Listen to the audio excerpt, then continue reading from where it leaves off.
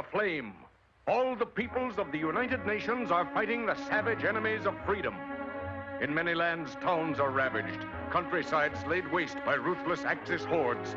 Farms, cattle, and crops have been destroyed. Ruin, destitution, hunger stalk the helpless victims of the cruel aggressor. But in their darkest hour comes a light of hope, a light that must grow stronger and will grow stronger. It is the hope of American agriculture.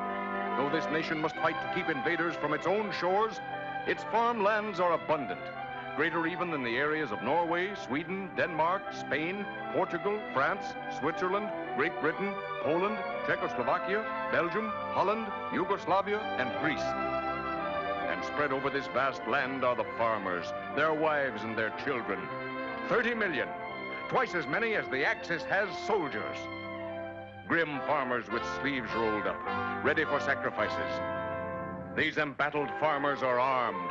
Their weapons are the panzer forces of food's battle line, farm machinery, battalions of combines, regiments of trucks, divisions of corn pickers, potato diggers, planting machines, columns of milking machines, and all these machines kept in repair by farmers and their sons under the stress of war. These farmers pouring out bumper crops to fill many a bare cupboard. The farmer with his wheat crop for this year, 52,800,000,000 pounds of wheat. If all this wheat were made into flour, there'd be enough to snow under the entire German Panzer Army. Looks to me like another Russian winter. Or if all this flour had been baked into bread, there would be enough loaves to build an Egyptian pyramid, and another, and another, and another. Placed a mile apart, they'd stretch the length of the Suez Canal. Supposing this flour had been made into spaghetti, look at the sweater you could knit. Just a snug fit for old Mother Earth. Corn, 2,850,000,000 bushels. If all this were grown into one huge ear, it would make a bridge from London to the Black Sea. And that hangs right over your head, Adolf. Soybeans, 160 million bushels. Ground into flour, it would make a loaf that would fill Red Square in Moscow. And it has double the nutritive value of meat. Potatoes, 30 billion pounds, just about twice as high as the Rock of Gibraltar. Some potatoes.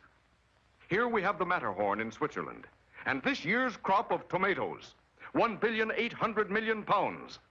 Vegetables, all kinds of them. There'd be enough to cover the wall of China, 1 billion bushels of them. Yes, and we're producing vitamins and food concentrates packed with enough power to bowl over the Axis nation. That was vitamin X, boys, just to mark the spot. Fruit juices, billions of gallons. If pressed from our fruit crop of 35 billion pounds, there would be enough to keep old faithful Geyser gushing for nearly 4 months. Or if all the fruit were made into one enormous pie, it would measure 25 miles in diameter. My, what a time a pie thrower could have with that. Milk, 125 billion pounds of it. If all this flowed over Niagara Falls in a steady stream, it would generate enough electricity to light every factory in New York for 1 hour.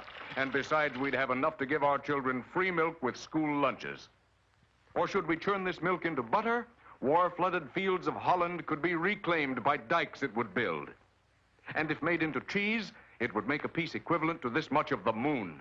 Just imagine a fire made from 4 volcanoes the size of Vesuvius, and a griddle 500 square miles in area. That's what it would take to broil the 30 billion pounds of meat American farms are producing. This little girl grown plump on a diet of our 11 billion pounds of fats and oils would outweigh 100 super dreadnoughts. And what's more, she'd black out all of Berlin.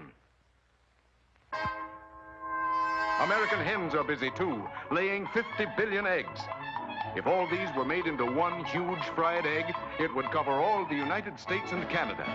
And don't forget, we have enough bacon to go around it. And here come the pigs, 100 million strong. Just think of it. 2 pigs for every person in Great Britain and Ireland combined. Who's afraid of the big bad wolf?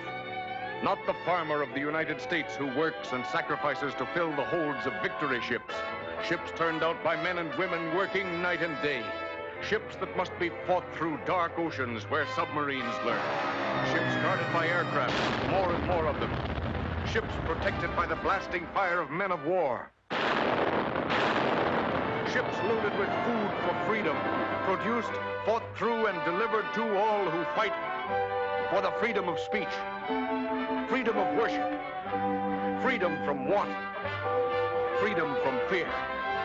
Under this insignia is shipped food that will win the war.